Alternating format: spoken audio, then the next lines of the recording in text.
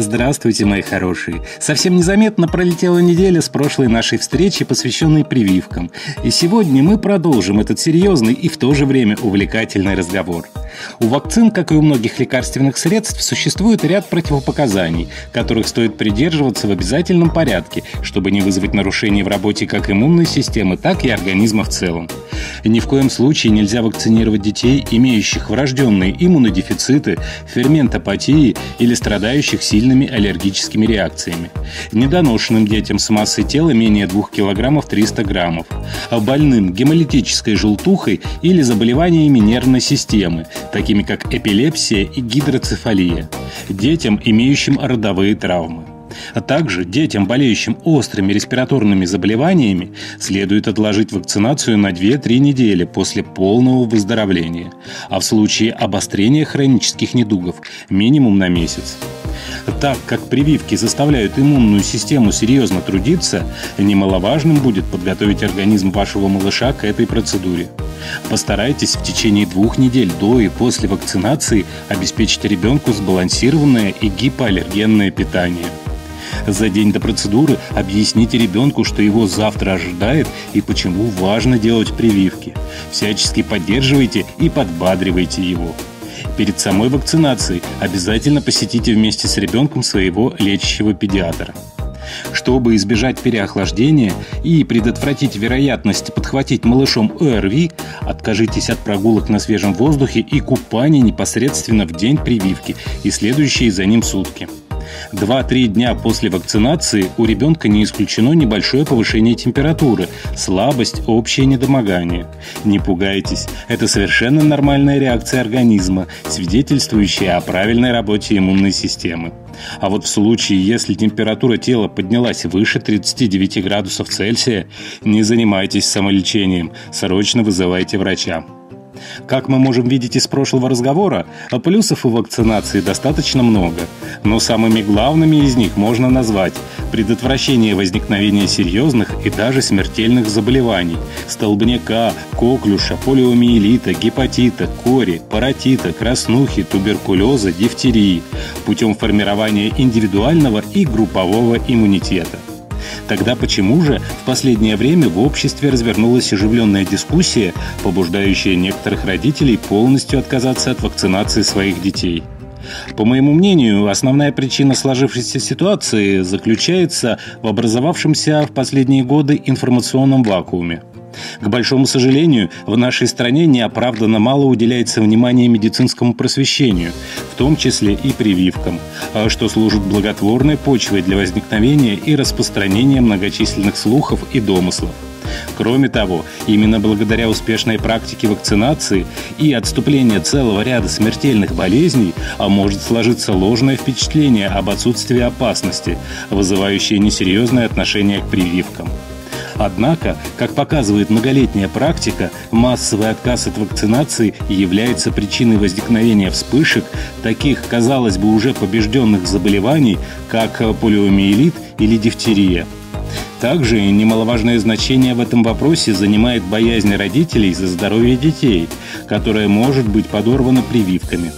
Остановимся на этом вопросе поподробнее. Действительно, после введения вакцины, впрочем, как и при применении любых лекарственных средств, возможно развитие побочных реакций, которые следует разделить на непосредственно поствакцинальные реакции и поствакцинальные осложнения. Поствакцинальные реакции, как правило, проявляются в виде слабости, раздражительности, потери аппетита, повышения температуры и являются совершенно нормальным ответом детского организма на прививку, который свидетельствует о здоровой иммунной системе. Все подобные проявления проходят достаточно быстро, не нарушая работы организма и не вызывают в дальнейшем ухудшения здоровья. В отличие от поствакцинальных осложнений, в основе которых лежат аллергические реакции или токсическое поражение органов. Среди основных причин возникновения осложнений можно назвать нарушение правил вакцинации, введение вакцины при наличии противопоказаний или неправильное проведение самой процедуры, плохое качество вакцины и индивидуальная непереносимость. Поэтому основой профилактики осложнений в первую очередь выступает тесный контакт родителей с врачами, направленный на всестороннее обследование ребенка с целью своевременного выявления заболеваний, являющихся противопоказаниями к вакцинации, соблюдение техники проведения прививок и жесткий контроль за качеством вакцин. А теперь давайте поговорим о наиболее часто встречающихся во всемирной паутине страхах, связанных с вакцинацией.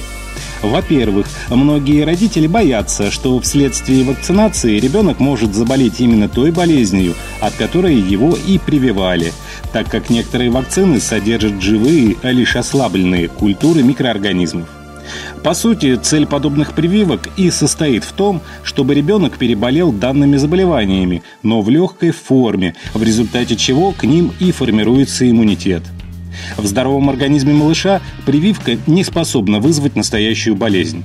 Но если в состоянии здоровья вашего ребенка существуют какие-либо отклонения, данные об этом фиксируются в медицинской карте, на основании которой составляется индивидуальный календарь прививок, учитывающий все особенности ребенка. Следующий камень преткновения касается того, что прививка способна стать виновницей развития хронических заболеваний, например, сахарного диабета. Сама по себе вакцина никоим образом не может вызвать такие патологии.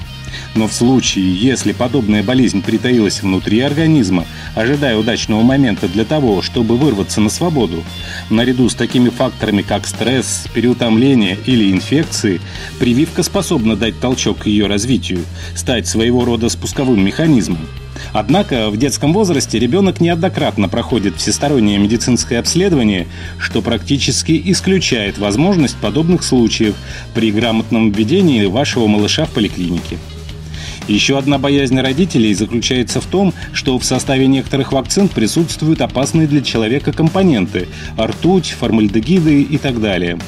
Да, действительно, в составе современных вакцин подобные добавки встречаются, однако в последние годы производители стараются не использовать или снизить их количество к минимуму, тем самым максимально обезопасив здоровье маленьких пациентов. С другой стороны, не исключена встреча наших малышей с ртутью и формальдегидами в обычной жизни.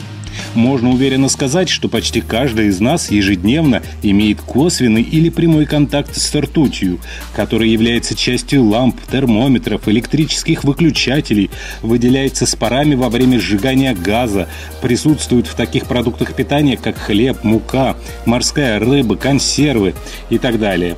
И с формальдегидами, содержащимися в табачном дыме, выхлопных газах, косметических средствах, шампунях, мыле, дезинфицирующих средствах и многих других хорошо знакомых нам предметах. Помимо сказанного, не стоит забывать и о современном уровне экологии, которая зачастую оставляет желать лучшего. Поэтому можно уверенно распрощаться и с этим страхом, так как то мизерное количество ртути или формальдегидов, содержащихся в прививке, не способно пагубно отразиться на здоровье ребенка. Скорее, стоит больше опасаться в этом плане вещей, с которыми он контактирует ежедневно. А по мировой паутине бродит множество домыслов и слухов касательно вакцинации.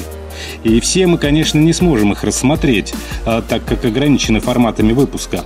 Однако еще одному вопросу стоит уделить внимание, и касается он неуверенности родителей в том, что прививка даст стопроцентную гарантию против болезни. С этим доводом можно согласиться, но частично. Как правило, после вакцинации стойкий иммунитет формируется минимум в течение 2 недель. Поэтому, если в период формирования иммунитета произойдет заражение, естественно, эффекта от прививки ожидать не стоит. Помимо этого, примерно у 1-2% вакцинированных действительно может отсутствовать ожидаемый эффект от прививки, и стойкий иммунитет не сформируется. Но в случае болезни можно быть практически уверенным, что течение ее пройдет в легкой форме, не вызывая серьезных осложнений. Вакцинация в нашей стране не носит принудительного характера, и если вы все же сомневаетесь и решили отказаться от проведения профилактических прививок, обратитесь к своему участковому педиатру, который поможет оформить отказ. Однако в этом случае вы должны осознавать всю тяжесть ответственности, ложащуюся на ваши плечи в случае болезни ребенка, которую можно было бы предупредить. Последние годы, чтобы улучшить качество вакцинации и облегчить жизнь малышам, по всему миру медицинскими учеными беспрерывно ведутся научные работы. Разрабатываются и вводятся в практику многокомпонентные вакцины, содержащие прививку сразу от нескольких инфекций. Совсем скоро ожидается выход вакцин, не имеющих в своем составе живых возбудителей. На сегодняшний день во многих вакцинах успешно снижено содержание потенциально опасных веществ, от которых в скором времени медицине полностью удастся отказаться.